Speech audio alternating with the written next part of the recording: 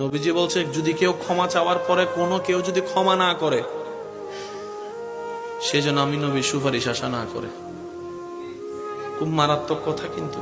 সেজন্য নবীজি বলছেন, হে আমার উম্মত, যা জামিলা হয়েছে, যার সাথে হয়েছে, তুমি ক্ষমা করে দাও, তুমি ক্ষমা করে দাও। সে ক্ষমা চাক না চাক, তুমি মাফ করে দাও। তুমি যদি মাফ করলে তোমার ইজ্জতের কমতি হয়, আমি মুস্তাফা থেকে হাসরের ময়দানে তোমার ইজ্জত বুঝে নিও। বিশ্বাস করেন, প্রতিশোধের যতটুকু শান্তি, তার চাইতে বড় শান্তি হচ্ছে মাফ করে দেওয়া।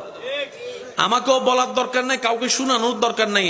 আপনার জীবনের সবচেয়ে বড় শত্রু যে ইনডোর হোক, আউটডোর হোক, ঘরের হোক, বাহির হোক, যার সাথে আপনার বনেও না, যার সাথে চেহারা দেখতে ইচ্ছা করে না, এরকম কেউ থাকলে শুধু মনে মনে আমার দিকে তাক